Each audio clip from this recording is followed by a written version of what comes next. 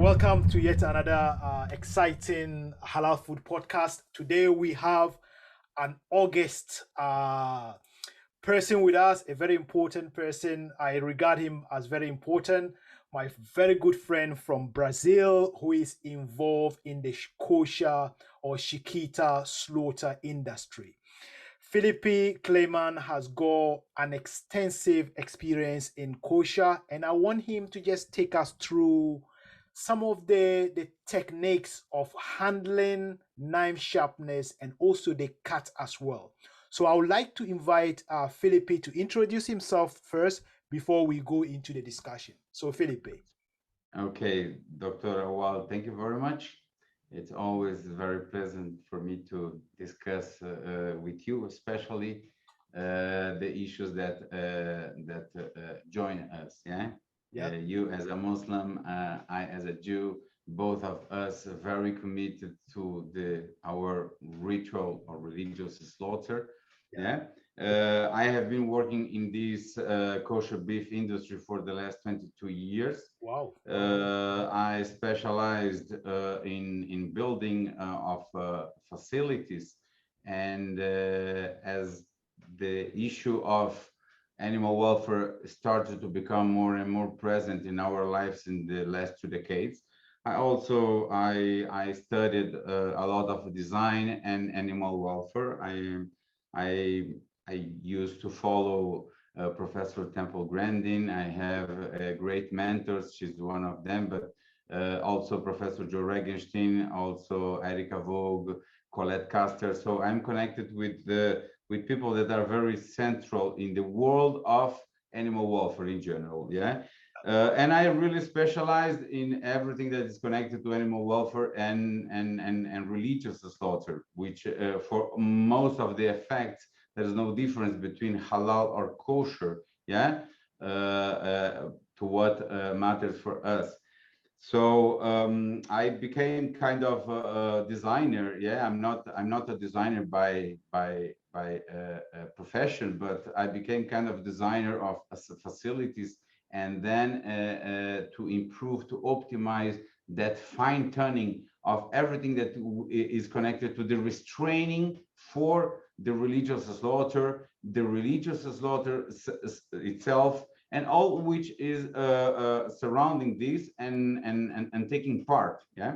Yeah. So I think very interesting the issues you proposed for us to speak. Yeah. Yep. So I'm just letting you to conduce the Yeah. how you want to ask the topics we already Yeah. talk about. Absolutely. So first of all, one of the areas that welfare can be improved during slaughter is restraining. What do you think is the best way to restrain a cow, for instance? The reason why I'm asking this is you have been in the kosher industry or the shechita industry for a long time. There will be people who want to learn good practice. What is the ways that you have restrained animals to ensure that their welfare is protected before slaughter? Okay, so in general terms, the handling, the pre-slaughter handling is very important, is very sensitive, Yeah. much more in the religious slaughter without stunning. We will try to speak, not to repeat without stunning, because we are trying to talk only about the traditional way, the Jewish traditional way, the Muslim traditional way. So I used to say that the handling, of course, is a very important part of the welfare of the animals in the slaughter places. But in religious slaughter is much more crucial. The first, maybe the only thing is that when you are running conventional slaughter, yeah, in which the animal gets into the box, the restraining box, after a couple of seconds, he gets the shot, yeah, of the stunning shot. So the whole process and the whole welfare issue ends at this very moment. Yeah. In other hand, in religious slaughter, you when the animal is inside the box, you still have one period of time which is not big, but it's very crucial to the animal welfare. So we could say that animal welfare in religious slaughter and the handling to promote a good welfare is not optional. It's not optional at all, but it's not optional in religious slaughter, definitely. Yeah, because of this, we said. So when the animal gets when the bovine gets into the box, it still takes a while until the animal is immobilized. Yeah, we are talking mostly about rotating boxes. Yeah, that then we can talk about the difference between the standing box and the rotating box. But the animal gets a while to get restrained and to get in the inverted position to be ready to receive the cut. So it's really relevant the handling before. Of course, we are trying. We are talking about a good handling. Yeah. Needs two things: good people, well trained, and good structure. And I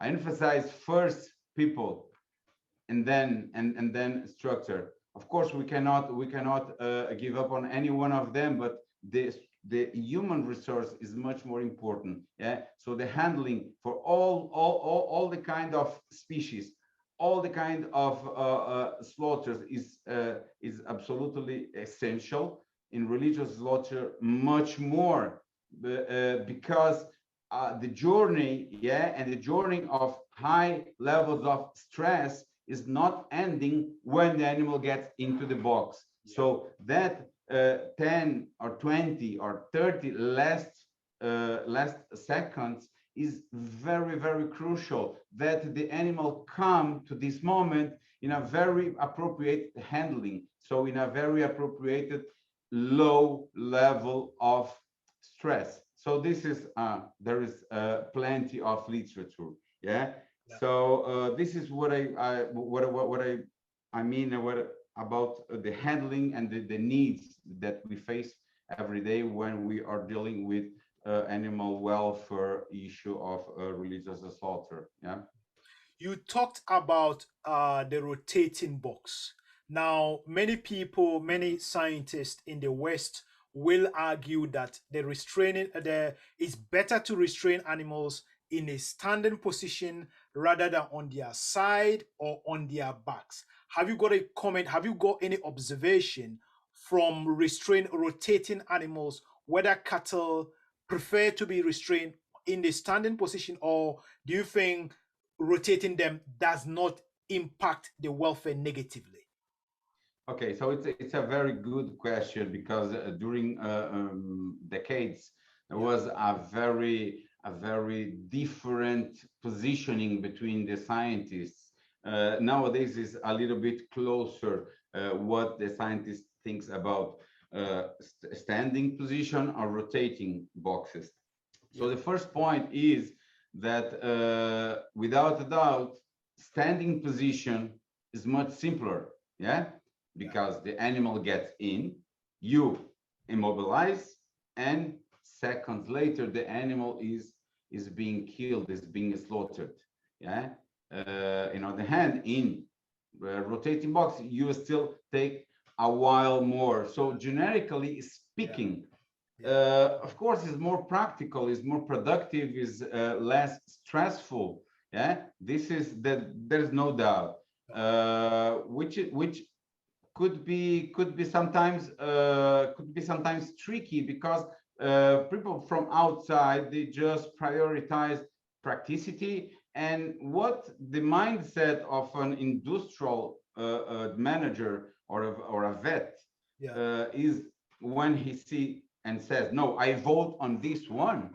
So people, they don't know really the difference in religion. So let's say that nowadays we have much more information about what happened with the animal in an inverted position. In the past, there was a belief among the scientists yeah, that the inversion was very, very painful and distressful for the cattle.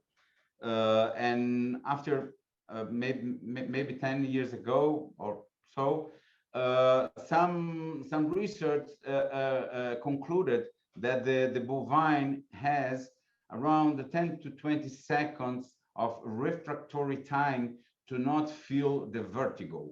So the most important issue when we talk about the difference in welfare in these two different kind of boxes is because the feeling of vertigo, because uh, the restraining method, the quality, the softness of the restraining can be good or not in different in both boxes. Yeah. So the real point that could be reason to arguing is the time that the animal takes to feel the vertigo, and this is as an unpleasant sensation. So after discovering, yeah, and Professor Temple Grandin, she really supports this fact.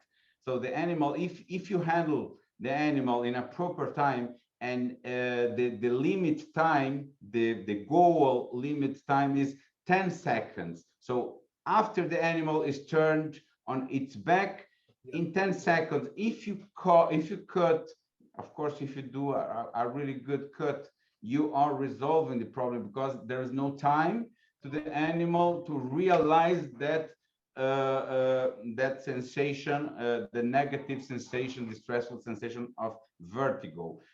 Besides that, the only objective parameter that we have is the time. Yeah. So it's going to be shorter the time, the process. Yeah. But let's go to the religious side. Yeah. So as you know, our work here, my company and I personally, we have been always doing our efforts to create solutions that create harmony between the needs. Sometimes the needs are contradictory between welfare, between religion, what the productivity demands, etc. So according to the Jewish law, it is kosher to slaughter standing, and according to the Islam, is also halal to perform in a standing position. The standing position, regarding to the Jewish law, has a little bit of tricky situations that if we can avoid, we should. Oh, So the ideal way of slaughtering a bovine according to Judaism, and I believe that also according to Islam, is the more soft way of slitting the neck. Yeah. And the more soft way of slitting the neck is to have the help of the gravity force. Yeah. To help in the knife. So basically this is the difference between the two styles. I'm not against the standing one. My reality is much more close to the rotating box. Just to enlighten to your followers on your podcast, yeah. nowadays my area of work here, which is South America, delivers 85% of the kosher beef for Israel. And the rabbinical authorities of Israel, they don't allow the standing shechita, yeah, the standing box. They don't allow, Okay, okay. period. That's an It is kosher. Huh? yeah, I said that's an interesting observation there, or acknowledgement there. In the UK, you can only slaughter bovine animals in a standing position. You cannot slaughter them on their side or on their back at all. It must be standing. So that's a very important thing for people who may be looking to export to Israel from the UK. That means it's not Ye- possible, is it? Yes, there's no, but I really believe that the information and the light could change this. United Kingdom has been always, let's say, a community, the scientific community of United Kingdom has been kind of a guardian. Yeah. Sometimes, you as a Muslim, I as a Jew, sometimes I think exaggerated. Yeah. The way that they want to change the religious slaughter. But this is another question for another podcast. But Yeah, yeah, the point is that I could say that nowadays, that prohibition in United Kingdom of using the Yeah. rotating box is totally out of date. That's it, out of date. So Yeah. the rules, I don't remember where are these information written, but the rules in the RSPCA is Yeah. the royal, RSPCA. yeah. Uh-huh. So one of these institutions, so they have rules, they have protocols.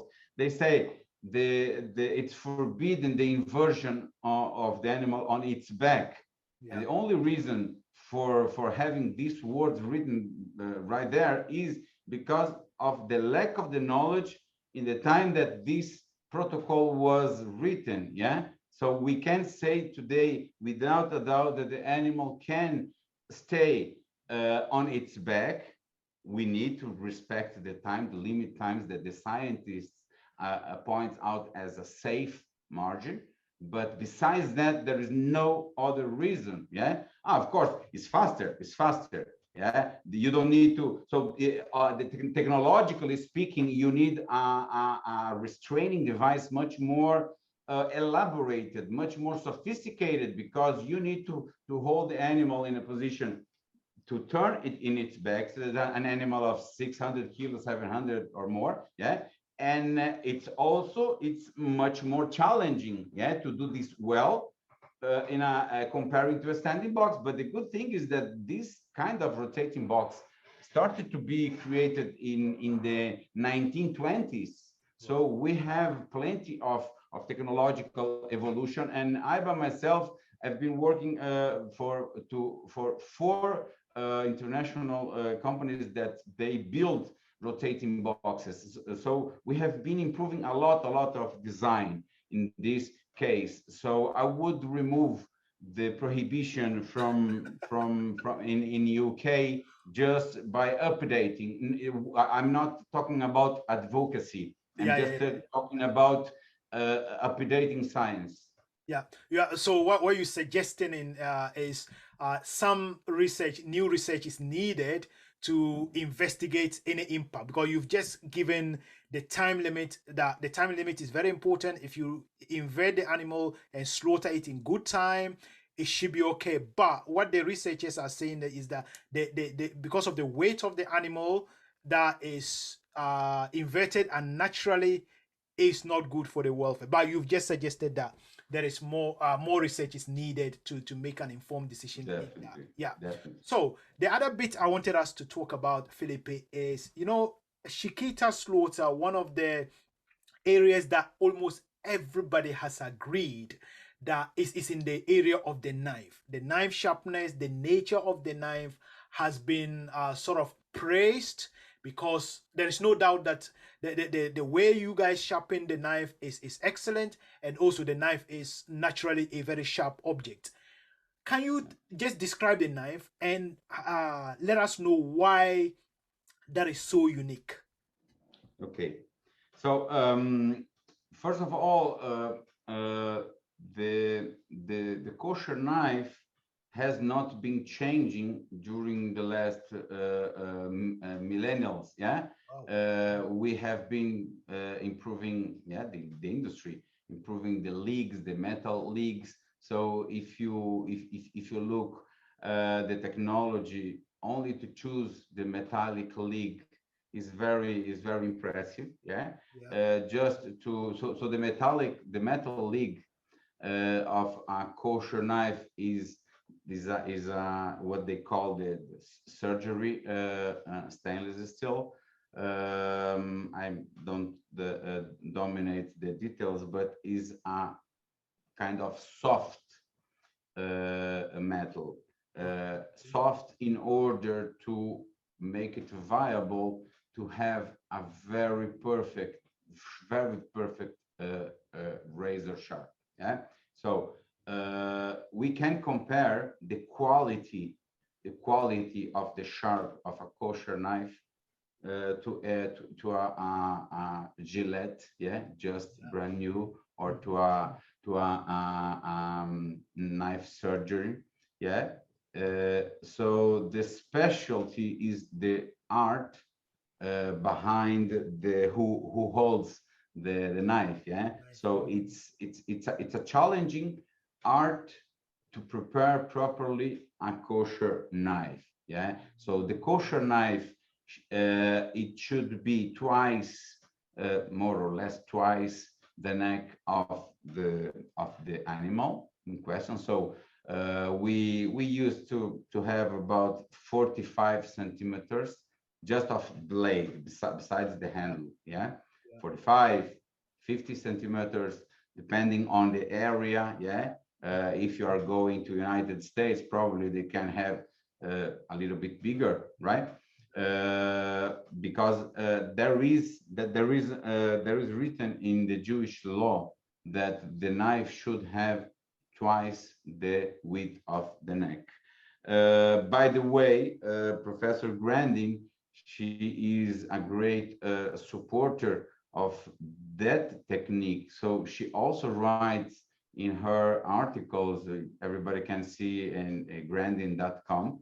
Yeah, there's plenty, more than 20 articles about religious slaughter. So she also writes, she also agrees that twice the neck is a knife that allows to perform a clean and fast minimal number of strokes cut. So we have the religious requirement Yeah, and what the science demand from the religious slaughterman, yeah. a cut biologically efficient. So we are already killing the animal, yeah. So we should go after the state of art. So we are talking about a big knife with a very special metal lead, with Yeah. a very, very, very special art of sharpening. Yeah.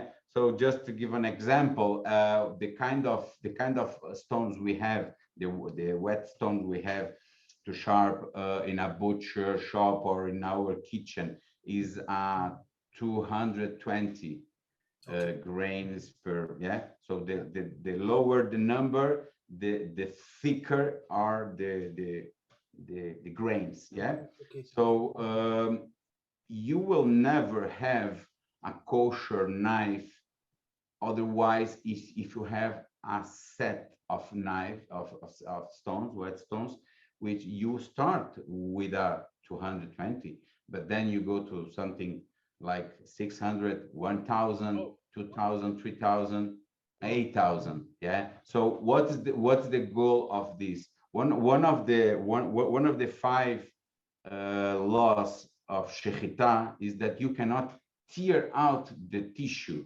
So how can you avoid totally to have some situation of tearing out the tissue? Is if you have an impeccable, totally free of nicks Next. blade. Yeah, so this is why we should go, because you can have a very sharp knife, Yeah. but then the edge is not smooth. If the edge is not smooth, Smooth. so it's gonna cause to tear out. If you are tearing out, so we are activating the pain receptors. So this is the great the divinity, yeah, that we have in this kind of slaughter. If you really have the state of art of a sharpening knife, you will have a very, very painless. So we can support ourselves in Professor Granding's research. The animal, I'm quoting her. Yeah. The animal seems to not feel what happened. Yeah. So Professor Granding always said that the most important concern about welfare is the right restraining. Yeah, which should be in a very well designed, well finished, and well operated equipment. Yeah. And second, the biologically efficient cut. Yeah. So with a knife so well sharpened, the edge so smooth, so we are able, once the animal is in position to be slaughtered, we are able to deliver an slaughter that will put this animal to unconsciousness in a few seconds, and even without feeling, even without realizing. We have several videos and several sorry, material that prove this. Yeah. Okay, okay, okay. So now, take us through the cut itself. What, how do you make the cut, and what do you look for? What vessels are you trying to cut when you do the neck cut of a cow? Again, let's look at a cow. Okay. So one of the most recent improvements that I've been doing as a designer, and happily, thank to God, I could bring it into reality uh, through different industries that build rotating boxes. So I basically just optimized what already exists. Yeah. So we should understand very well the anatomy, yeah, and the circulatory anatomy, because we are looking for a very efficient cut. Yeah, biologically speaking, not only comply to religion, we have plenty of possibilities of doing uh, five five stars religiously and 5 stars in welfare. So the main point is that the normal boxes, whether they are standing or rotating, their design was mostly just exposing the head, which is a mistake, because according to Judaism and according to Islam, the cut should happen in a certain place, yeah, which is in the trachea, yeah, never in the epiglottis, right? The right thing to do in order to allow you to deliver an efficient cut is to remove the interferences. So I just created what I call the V hole, yeah, the V hole. So the boxes I've been improving, they release, they are not making pressure in this area. They are not making like this with the animal. They are restraining the animal by the chest, yeah, by the chest. Okay. So releasing as much as possible all this area, yeah, to the four big vessels of the necks of the bovine. So with this, we can remove, for example, the pressure that some boxes, they have a piece that we call guillotine, that is only to even just to touch, it's not to be tight, but only the touch of this device that moves, yeah, up and down. It could be interference negatively in the quality of the slaughter, so the animal is not gonna bleed. So basically we just remove, yeah, sometimes it's challenging because you need to remove the interference from around the neck, but you need to ensure the safety, yeah, that the animal will not cross through that hole if it's too big. But basically we have been making a lot of improvements. Yeah, now I'm working in partnership with a company named Me Tech, which is from India. They already sold 100 or more double rotating boxes, so they are the bigger in this, the biggest in this field. And we are redesigning exactly the point of contact, yeah, of those vessels. It's Yeah. very common because of the stress, or because of the restraining done in a non-proper way. It's very common that the animal will have false aneurysms or other reasons, and the animal will not bleed properly. And if we don't have an animal bleeding properly, so we are compromising the welfare. Yeah, the animal should die. We don't need to have sources in our religions to say that the animal should die fast, because we have sources that say how merciful we need to behave with the animals. Yeah, and since God gave us the animals to feed us, we cannot be abusive. We cannot do in the cheapest way or the simple way. We have responsibilities. So there is no need, in my opinion, to say, we don't have a scripture that says must be fast. Of course, must be fast. Yeah, everything must be fast. Yeah. Yeah. So the restraint you talked about, the one that doesn't put pressure on the neck, but rather just restrain the animal around the chest. Yes. Have you started producing commercial units, or is it still a prototype at this point? Yeah, so it's a very, very nice question.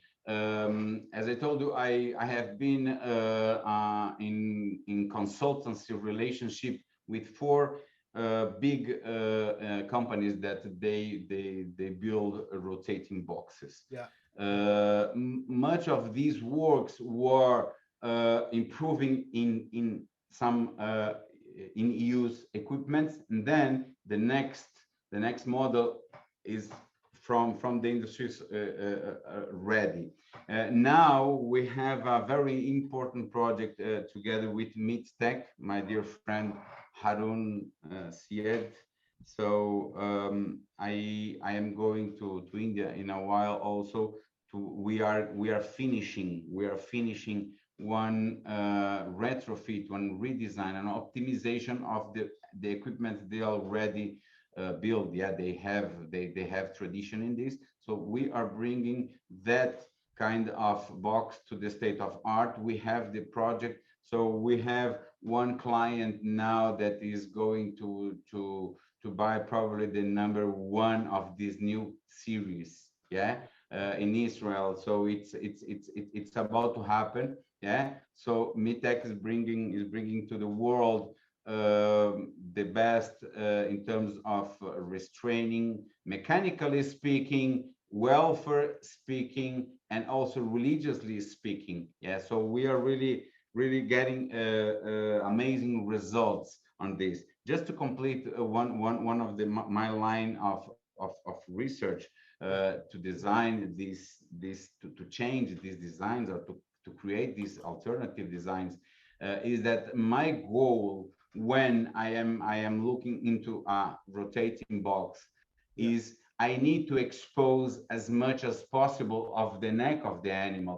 So Mhm. we are basically putting the animal 30 or 40 centimeters Out. out instead of the animal being held here, the animal is going Yeah. to be held here. So the body of the animal is further. Yeah. So this goal of having more exposure and without pressure in the sensitive places, it has been one of the guidelines. And last, that we also, together with this research, we discovered that it's much better to Yeah. cut in a caudal sense. So if you can, in the cervical C4, C5, or C6, yeah, it's much better than if you are cutting close to the head, because the caliper. So this I also did some samplings. I have the videos of the dissection of the arteries, and since the tissue of the carotids arteries is very powerful. Yeah, and when it comes closer to the head, closer to the jawbone, the caliper goes very, very small. So it's something about 2 or 3 millimeters, the inner caliper.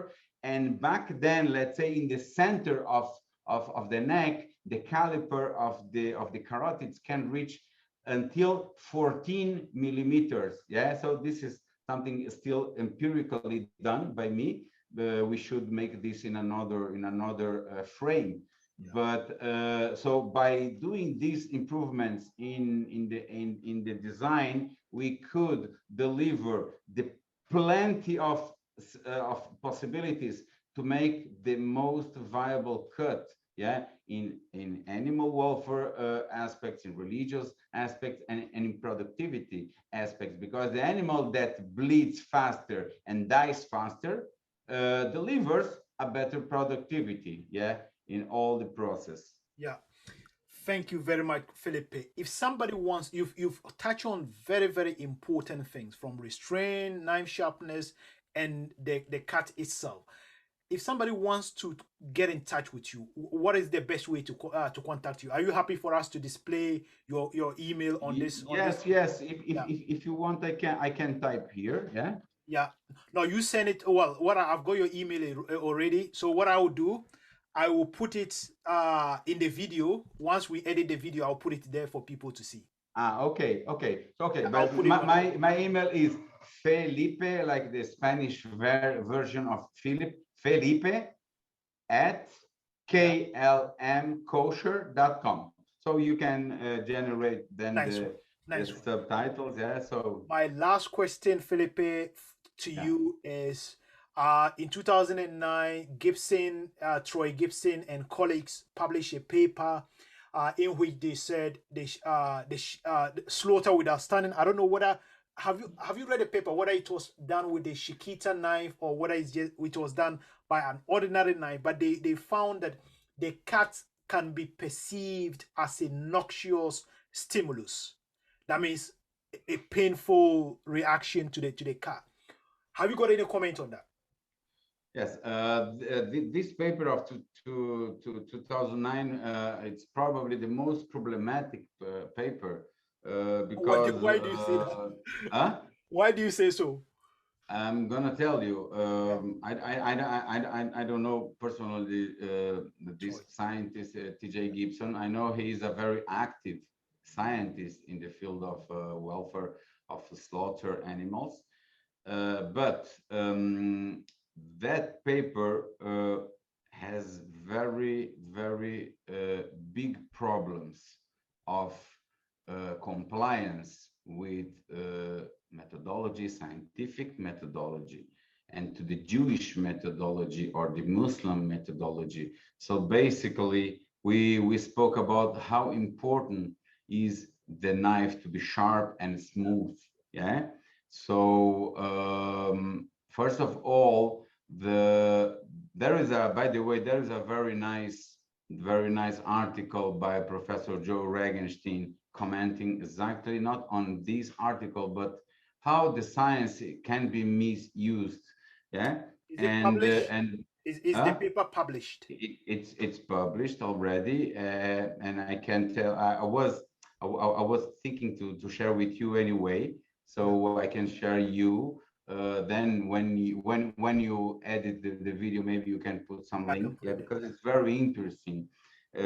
So basically, that experiment was done with 8 calves, I think, and these 8 calves has been slaughtered with a small butcher knife, small, maybe 25 centimeters, I don't know, 30 centimeters. It's not the big that should be.